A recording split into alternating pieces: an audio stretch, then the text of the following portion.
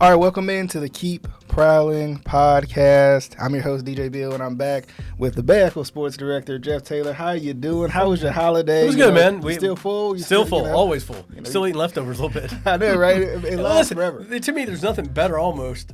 To me, the Thanksgiving meal is almost better as a leftover, than it is the original meal. I kind of wish, because I feel like when you have Thanksgiving, usually a day or two afterwards, you feel pretty good about the leftovers, but then you still got them a week later. Right, exactly. You need to freeze them, come back maybe 2 weeks later, and then eat them. I had some last night, so there we go. So you still going? Yeah, you're still going. You're still going. But how things been going? I know Game On's been going well. Yeah, Game On's going good. The Blitz, high school sports has been full effect. Basketball's coming. Well, now you got both football winding down, but then you got basketball, and so and you still got It's so weird, too, because one of the fall and winter sports was swimming and diving, which you just don't think would be in that timeline. But, no, just a great fall season, wrapping up all of that. And, Providence Day winning their championship. And now we got Indy and Weddington who are still in it, and one of them will play for a state championship. So going well. Now, like you said, basketball, full swing. And the cool part about basketball is even though the kids get out of school like December 15th or something like that, or somewhere along in that lines, they still have 2 or 3, tournaments, which are some of the best tournaments. Oh, yeah. So we'll get all that info on our social media sites and make sure people know where all those high school basketball tournaments are, because they're great. Teams come from all across the country. Absolutely, and of course, Bahakel Sports will keep you updated on all of that. We're gonna be streaming games. We'll start getting a schedule out too about the high school basketball games and one of our games of the week, because they play Tuesday, Friday, so we might be doing 2 games a week. And they also do in basketball doubleheaders too, right? Right. The women normally play at 6, guys play at 7:30. So it's cool to see the gyms. People come out and support both. Yeah. It's kind of cool. Makes our job a little easier. Oh, yeah. Because we go to one place to get 2 games. Yeah. You get your couple packages. Right. Exactly. Knock it out. 2 birds with one stone right there. But interestingly enough, I know we got. I want to talk about the Titans-Panthers matchup, but first I think we got to get into the big news of the week so far, which was the firing of Frank Reich. And was it the right time? Special teams coordinator Chris Tepper was named the interim coach. What about that move? There's a lot of layers. I think it's like an onion. You can peel it back right now. You're pulling out the Shrek reference. Yeah. When Shrek talked about the onions, he was an onion. So many layers. Listen.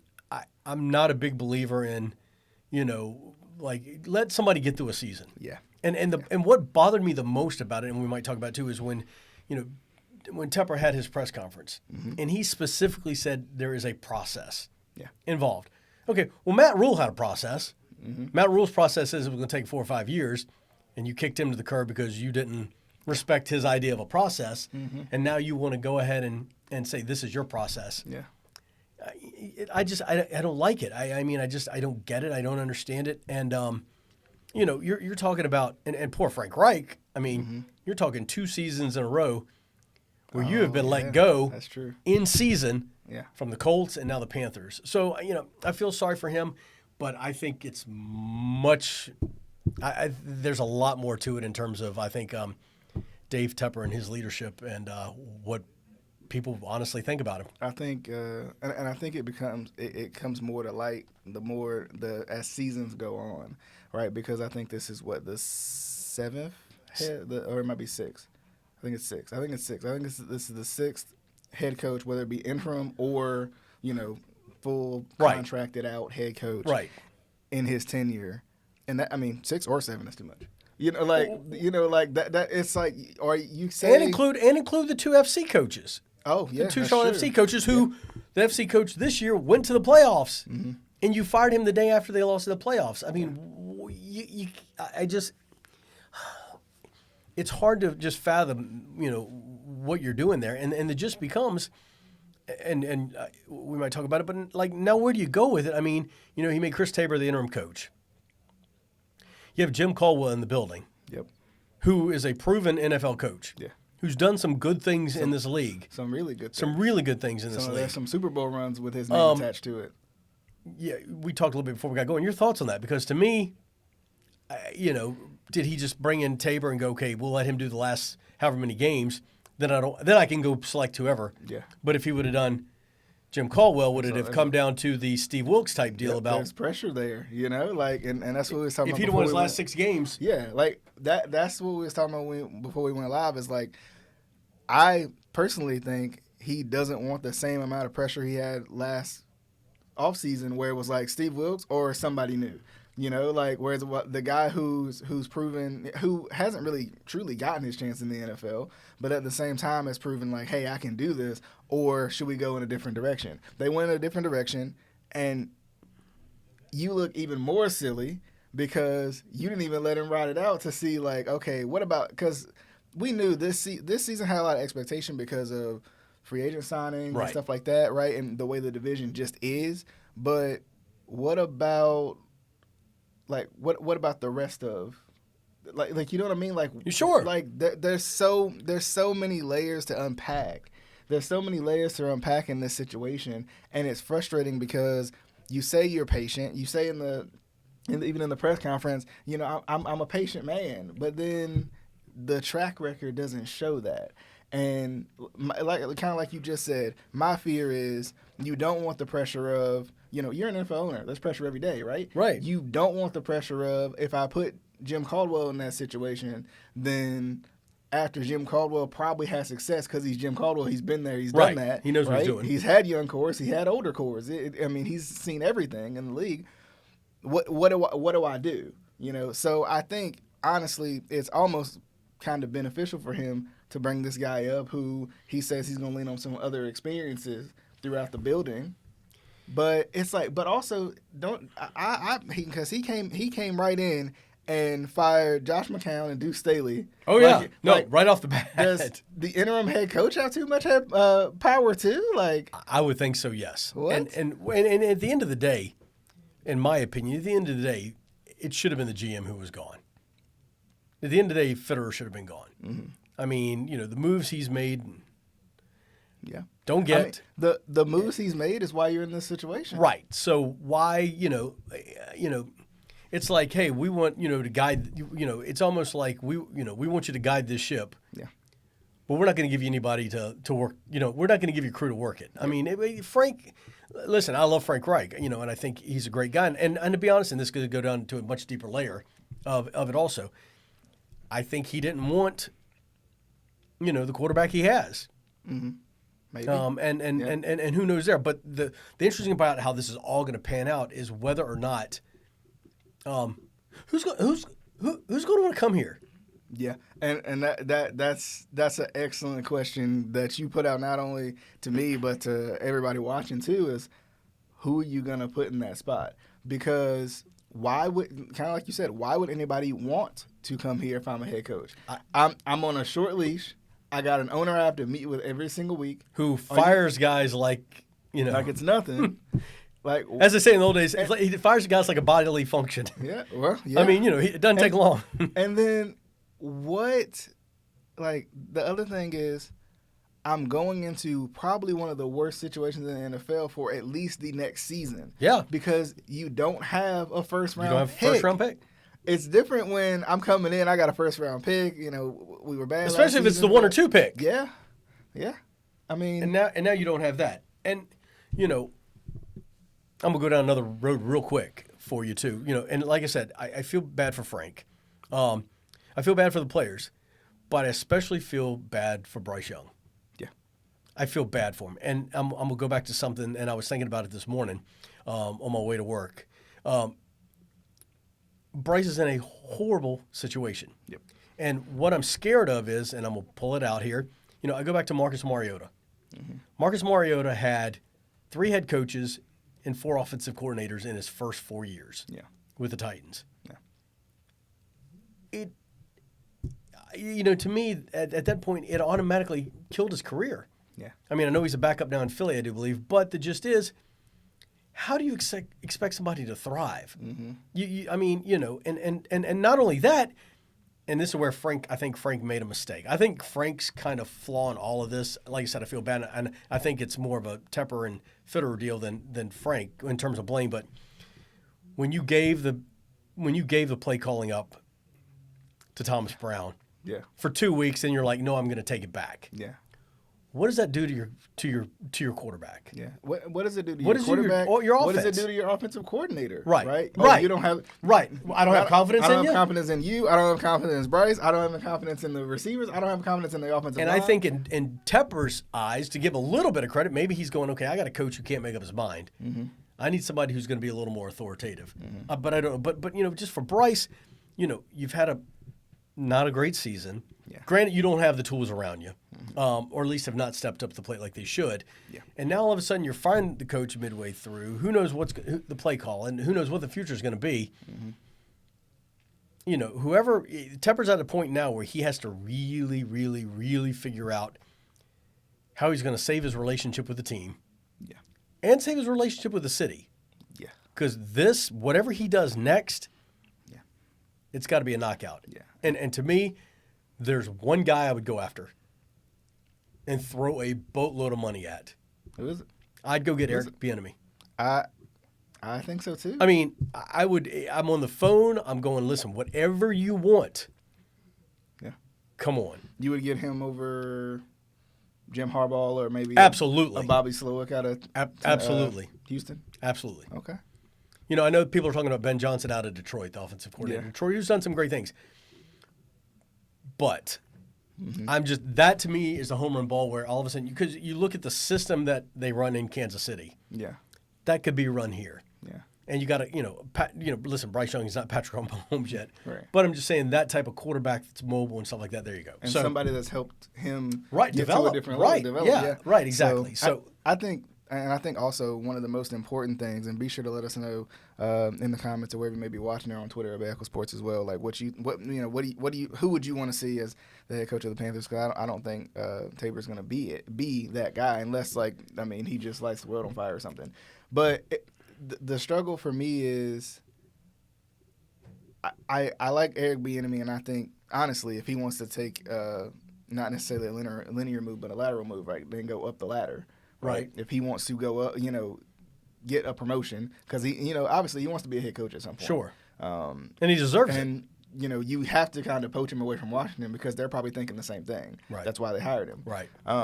So you have that. But then on top of that, I think you have to make a change. Right. I think you have, I love Ron Rivera. I think Frank Reich's a good coach. But, say what you want about Matt Rule. We'll leave that one out. But you have to go with a young offensive mind, I would say. Because that's why the Rams have been successful, because of Sean McVay. I agree. That's why the Niners are successful, because of Kyle Shanahan. Because you have these, for lack of a better term, offensive geniuses, Mike McDonald, right? My thing is, if you're going to get the love of the city back, this is your time to take a chance, not go with the safe route. And Eric Bieniemy, I feel like, because he hasn't been a head coach before, but the offensive mind that he is, right? He's a perfect chance to take. Same thing with potentially Bobby Slowick. Same thing with, like you said, Ben Johnson out of Detroit. I think it would be smart to go with a young offensive mind that knows exactly what he has in Bryce Young and can also scheme guys open given the offensive line situation too. Does any coach though right now have the team to do it with? And I don't mean that in a mean way. You mean comparably? When you talk about Miami, come on. Yeah. We're talking Tua. We're talking Tyreek. We're talking, there's pieces. There are pieces that are there. Yeah, Shanahan's not apples. Right, exactly. Yeah. When you think about, San Francisco, we're talking. So that makes me believe, because the hard thing to trust about Bieniemy right now is because you're seeing what Washington has / don't have, right? Right. But I think, they're playing some good defenses in that division too. I keep going back, I guess, to what he did at Casey. But I think that's a worthy chance to take. Oh, no, absolutely. I think that's a worthy chance to take. I think Slowick is too, because when you look at the potential of what C.J. Stroud is doing, right? You look at the film that he's put on tape. Bobby Slowick's probably a big part of that, and he's not lighting it up with a bunch of all-stars. Exactly. No, I was agreed. about to say. Agreed. I the agree. talent around him is not I would even say, I would venture to say that the Panthers offensively are more talented than the Texans are, but the Texans are just showing they're outplaying. No, right. Right. The system. Yeah. They got. It comes to coaching. Goes back to that again. Yeah, you're right. Yeah. No, good point. So, I mean, I want to go through some of these quotes from the press conference from David Tepper, what he said. Shout out to Jack Taylor TV on Twitter, another Bahakel sports reporter. You know him very well. I know him a little bit. You know him a little bit. But let me. I just want to go through some of these quotes, and you feel free to butt in whenever you want. Sure. So he started out with, yesterday we had to make some tough decisions. Frank is a great man. I think that's a respectable thing to say. Right? You don't want to throw Frank Reich under the bus, but at the same time, Your talking point. yeah, that's your Check it off. We're good. We got that right one there. done. Every coach we've had here has made great impacts on this team. No. And if they have, why are we? Why? Yeah, if they're making great impacts on the team, why are you changing coaches? Yeah. When asked if he needs to reevaluate how he handles the process, yes. He said things are constantly evolving. We're going to self-reflect and make it better. How? You haven't done it since you've been here. Yeah. He talked about not going into any specifics in the interview process, but I do think our track record with coaches in the past will not present a problem in hiring a new coach. Why wouldn't it? This is the thing we just said. Why would I even trust the owner? It's not the track record of the coaches. Let's face it. I mean, each coach probably did have some value. The track record is getting rid of them every year. Yeah. Like you can't do it. Yeah, that's what it is. He said, and I got two more quotes here. He said, "I know it's not specific to here, but in other aspects of my life, I have people who have worked for me for 20 plus years." And I want to know how many. Don't leave me. Yeah, yeah. No, he said people don't leave me, not please. People don't leave me. Well, you leave them. It looks like. Yeah, So, loyalty has to go both ways. Yeah. So I mean that. And how much are you paying the people who are staying with you? Yeah, and Jack mentioned that the press conference probably lasted 13 minutes. It was 12 questions. So yeah, over 13. And then they just stopped. Yeah. And didn't allow some of the tougher questions to be answered. Yeah. Which, sometimes that's the questions you need to answer. Well, I know a lot of reporters that I talked to that basically said we felt horrible going into it, the press conference. We felt worse coming out of it. Like we didn't think we could feel worse, and yet we did. Yeah, that's true. Yeah, and if you're a Panther fan, I mean, because Jack and I were talking about this a little bit last night. Like, your thought has to be where are they going as a team, in terms of but also where they like. Do you trust David Tepper not to take this team in 3 years and get out of Dodge? Yeah, that's true. Yeah, that's tough. I mean, because they got what three more home games. Mm-hmm. They got 3 more home games. Who's going? Yeah. I mean, kid's birthday party. I guess you know what I mean, or But I mean, and I know I think gosh, I forgot who it is. I think the Buccaneers are coming to town. The New Orleans. Is that another one? I think New Orleans and maybe the Packers. Yeah. Well, they play. Yeah. You said Buccaneers. They play them twice. Yeah, but maybe it's the Packers. But I know, like, at least one of those games, people will come to see the Packers. Yeah. If I think I'm right.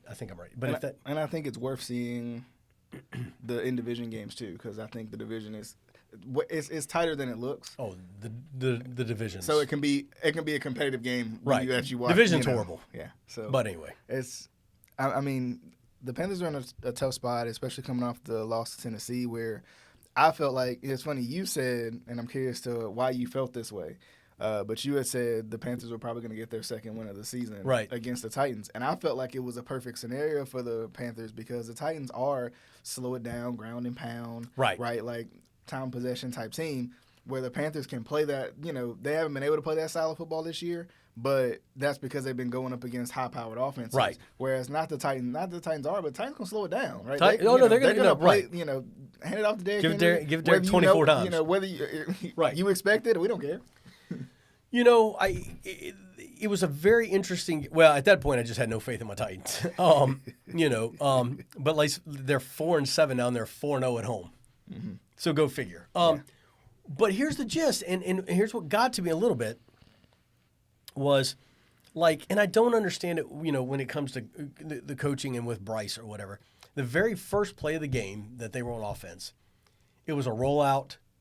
They got Bryce outside the pocket, and he threw like a 20-yarder. Yeah. And it was a completion. And going back and watching that game a couple of times, it wasn't a bad game for him. Yeah. I mean, I go back and look at it. I mean, he got 3 big first downs with his legs. Mm-hmm. I don't know how many times he rolled out and made completions. Yeah. Let him be Bryce. Yeah.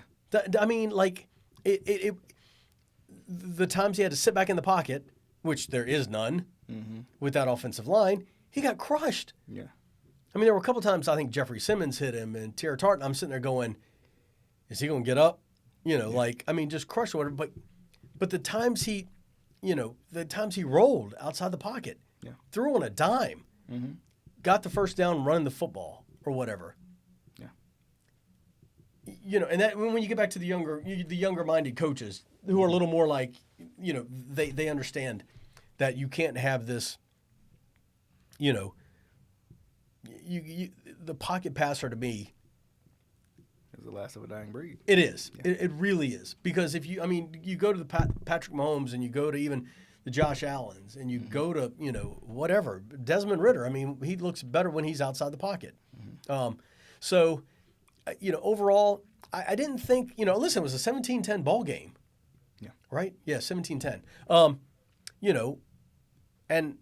But there's still some things that when I think about Bryce and it's that coaching and stuff like that, it's got to be in his head, the clock going off of how long till I get sacked. I got to throw the ball, I got to make plays and stuff like that. Some of his footwork seemed a little, but what got me was after the game, he went and shook hands with Will Levis. Yeah. And I got a picture of him and Will Levis shaking hands, and I'm like, Will Levis looks like a linebacker. I'm like looking at these two guys, and I'm going, holy smoke. Yeah. I'm like, what?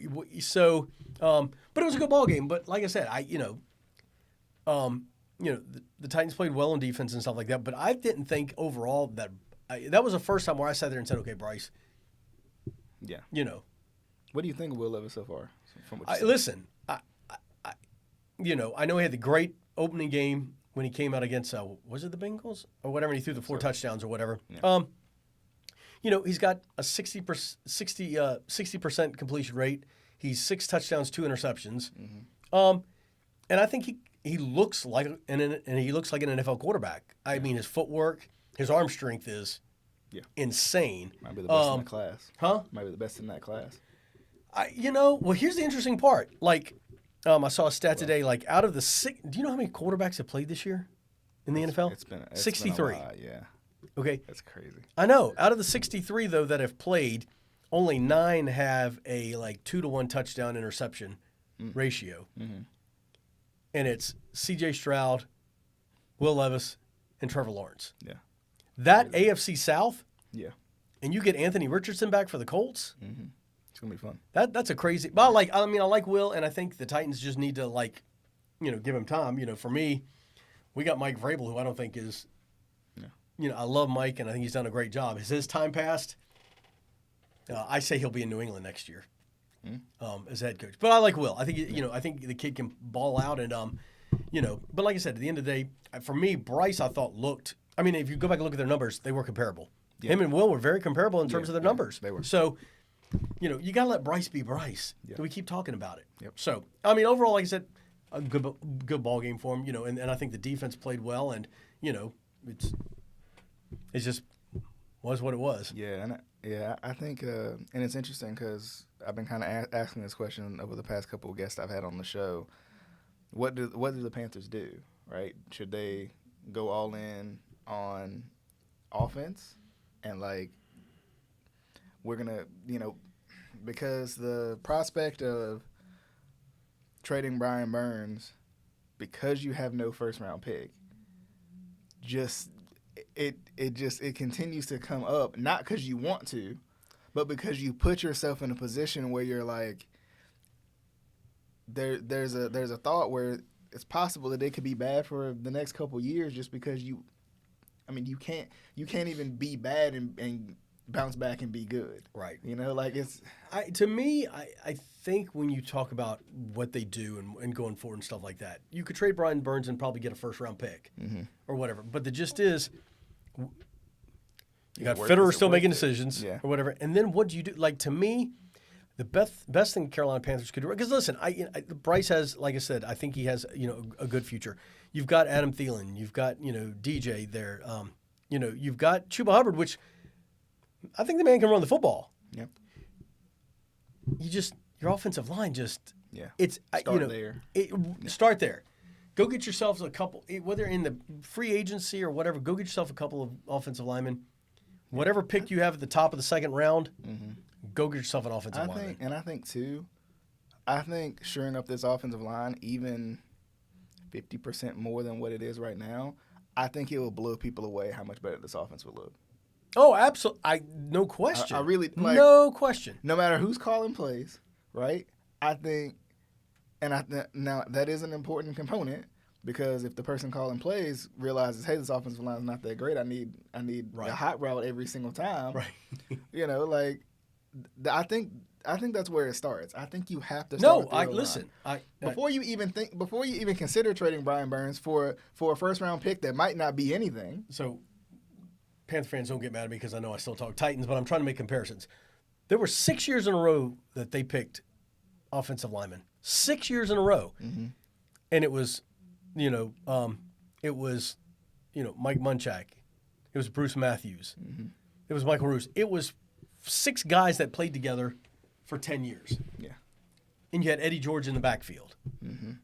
Or you had a Chris Johnson. I mean, what I'm getting at?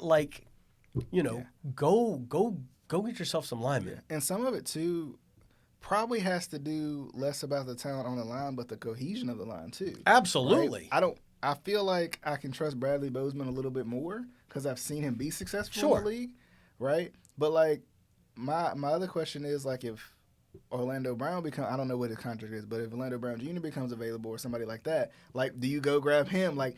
Add 1 or 2 more pieces. Get a couple veterans. Because you got to have the veterans. Look at the Ravens' offensive line after Marshall Yonder retired. Right. It just slowly crumbled. Right. Right? And if it wasn't for Lamar Jackson's ability to make plays, I mean, he would take more sacks too. Right. So it's if you can just shore up a couple pieces here and there, right, it might be something there for you. But, I mean, you don't have to overhaul the entire offensive line. No. But, some of these pieces that just aren't there, I mean, you're going to have to make some decisions. I've seen offensive lines where a guy plays left tackle, and it's horrible, and you move him to right guard, and it's like a light bulb goes off. Yeah. Yeah. You've got a good room of offensive linemen. Figure out where to put them. Flip them around if you have to. But I think for them, and like you said, I think they have all the pieces in place to be a good offense. I think their defense. Listen, defense has played pretty well. I mean, but you got it all starts up front there. Yeah, and I think they can use some more weapons. They can use a T. Higgins if he's absolutely there, right. They can use a tight end that's formidable. Sorry, Hayden Hurst, I love you, but I get it. And I think some of that's schematically too, not necessarily Hayden Hurst, but I think it's so weird because for so many years, the Panthers relied so much from Wesley Walls to Greg Olsen. That tight end was just a huge part of their offense. Yep. And when was the last time? I don't even know when was the last time a tight end caught a ball for the Panthers. Week 1. That's what I'm wondering. No, I agree. I got you, man. Hayden Hurst went off week 1, and that's why I feel like even with him, there's potential there. I just think it's not. I think schematically there's an issue. I think offensive line is a bigger issue than any of the talent that's out there. I agree. I just really think that Icky needs to step up. Yeah, I agree. He's had a tough year this year. I agree, and it doesn't help that as good as the defense has played, they've had injuries too. Yeah, well, but even going against the Titans, and I just remember now I don't know, they were down to their 4th guard, or their 4th offensive lineman in a spot, because everybody went out. So, yeah. Injuries can kill you. Yeah, let's get into the picks and get on out of here. Okay.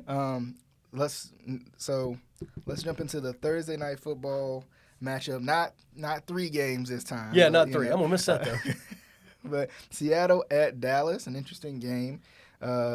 This is one of those games I feel like Dallas would lose just because, when it comes down to playing a talented team, Dallas, for some reason, just they can't do it. But, they've beat on a couple of lesser teams. So I'm going to go Seattle with the upset on this one. I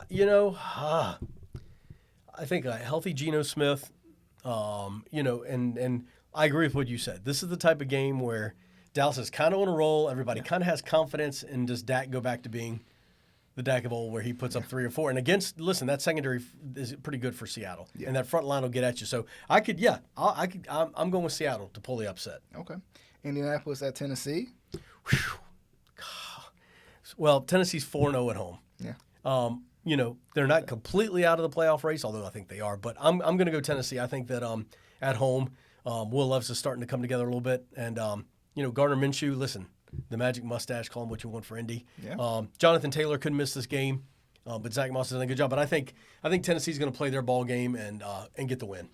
Yeah, I think Tennessee wins this one too because I feel like, that division, it's a bloodbath. It's crazy right now. That's they're gonna beat each other up. Agreed. AFC North very similar, just a younger version right now. Right. It's I'm looking forward to the years to come. That's gonna be an interesting division. Yeah. So I think Tennessee gets the win. I think they find a way to grind it out. Right. They'll play Mike Vrabel football and be there in the fourth and kind of do that. Yep.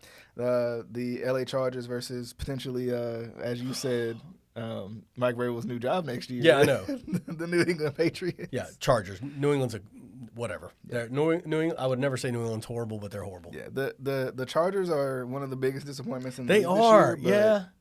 Yeah. I think they can beat New England. I think they will. New England's got the worst record in the AFC. Just yep. hasn't been good, and it's one of those things where I hate to feel bad for one of the greatest coaches of all time, but I kind of do because why in the world is Mac Jones still there? I don't know. Is it ego though? Is it like I can do? Yeah, I think it's the great Bill Belichick going, hey, look at what I can do. But hey, Bill, it's not Tom Brady. Yeah, it's Mac Jones, and he's done. Yeah, mentally he's done. And if you bench him every week, he's got to be. He's got to be. And where's his confidence? So anyway, it's just one of those things.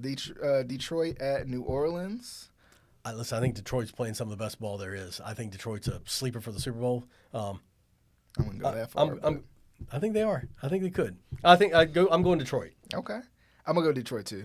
I think because New Orleans, as talented as they are, they're also a huge just underachiever.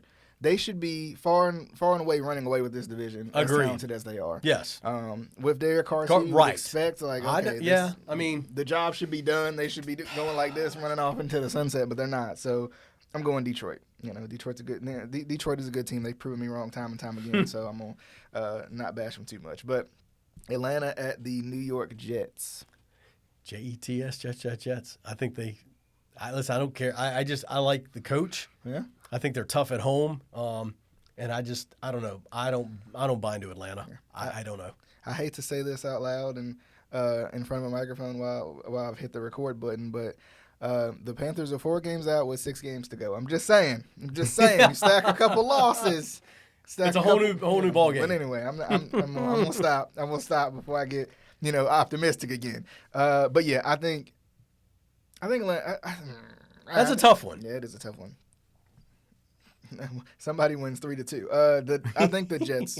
Yeah, I think the Jets win this game too. I think they find a way. They by hook or by crook they get the win. I think it's just that bring your lunchbox, your lunch pail, and go get them. Yeah. Arizona at Pittsburgh. Oh, wow. Kyler Murray's back.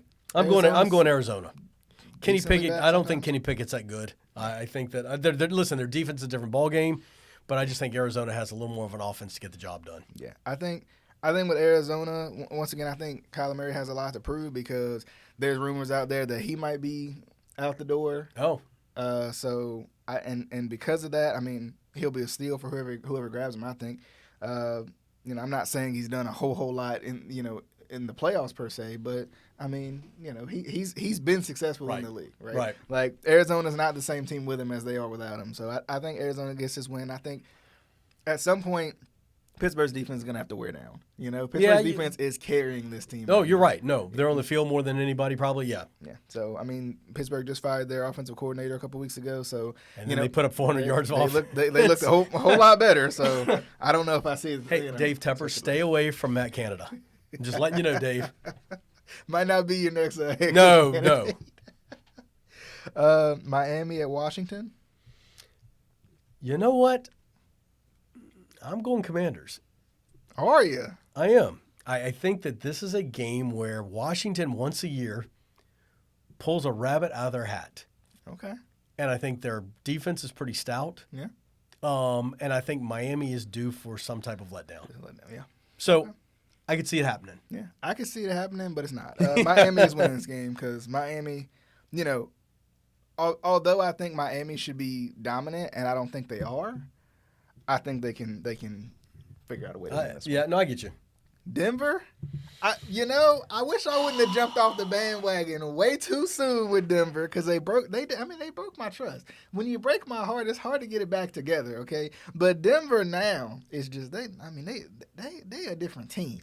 I think Sean Payton and Russell Wilson have finally gotten there. They found the kitchen. They've found the way to go at it. Yeah. I think Denver gets the win Against Houston? Yep. I feel like that's just because of the AFC South. Yeah, I feel like Houston gonna sneak up on some people and win this division. I know Jacksonville's good. No, you don't. Listen. You're talking about definitely the offensive rookie of the year.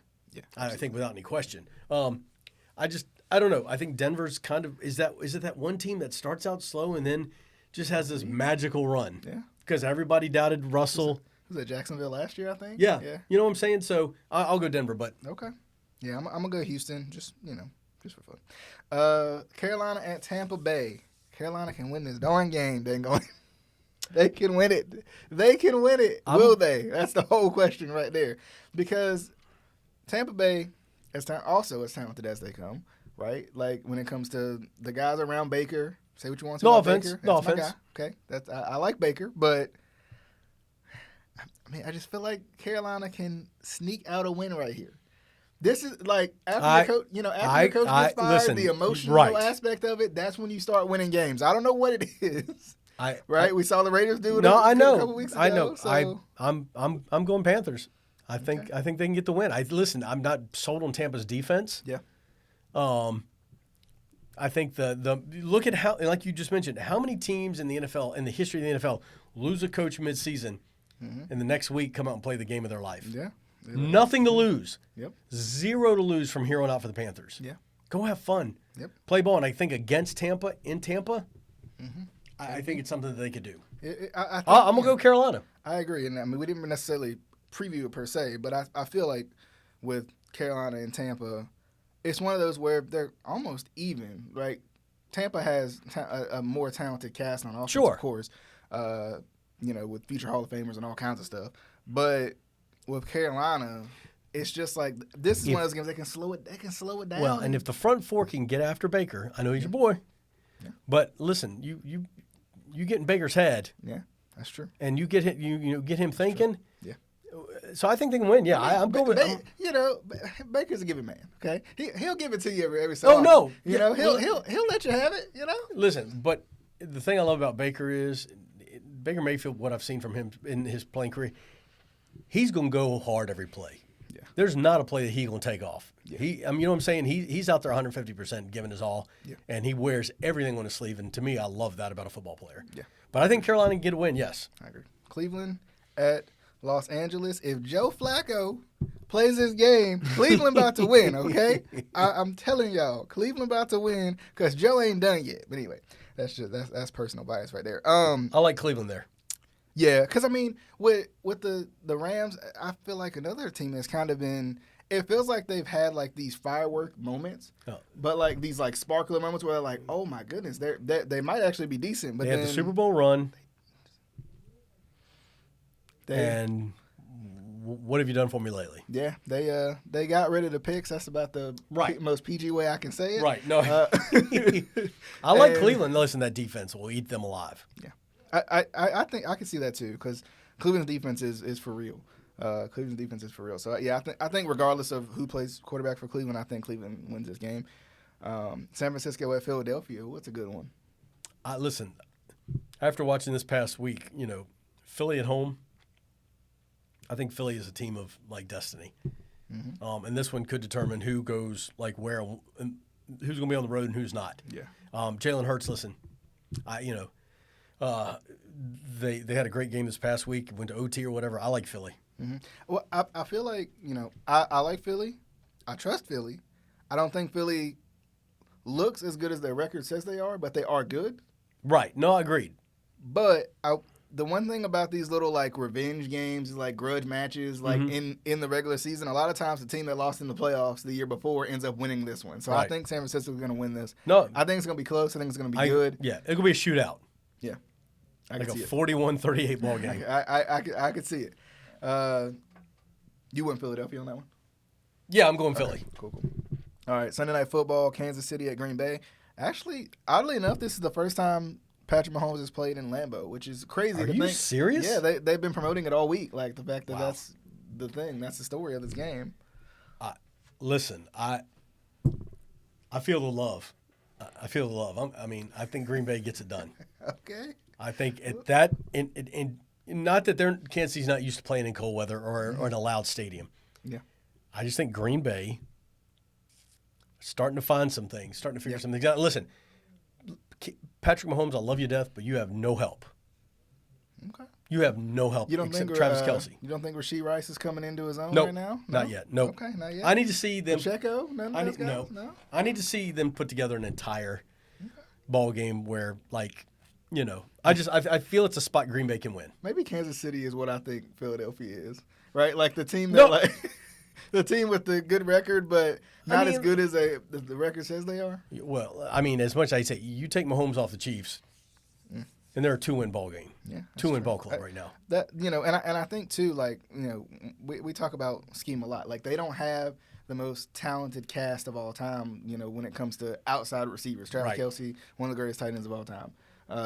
You can discuss who is the greatest, at the family dinner table in a couple weeks at Christmas, but they let Patrick Mahomes be Patrick Mahomes. Yeah, and they're not they're not confined to we're just going to throw the receivers.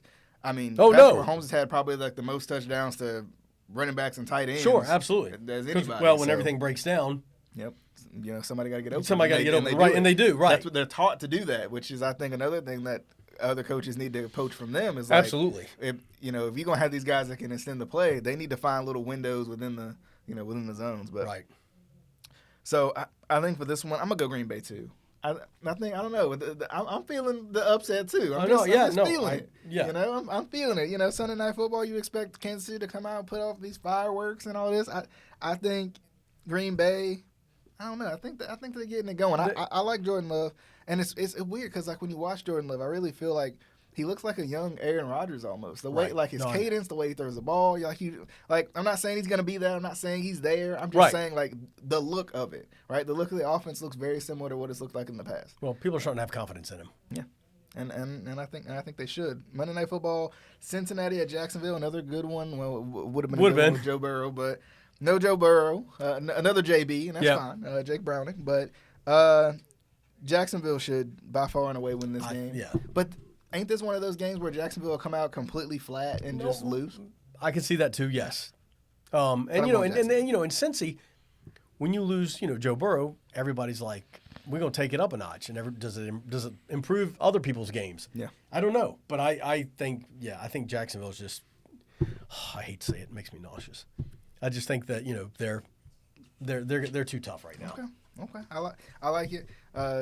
Jeff, I definitely appreciate it. This was fun. It's always good. It's always fun. always a good time.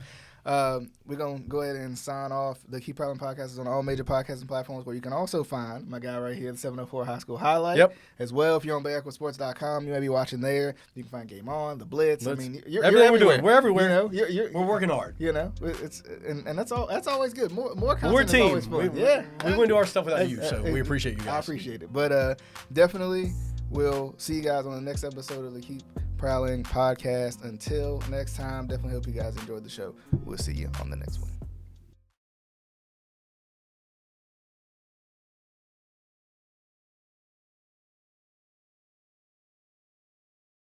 Are there any Panthers topics that you want to hear us talk about? Let us know in the comments below.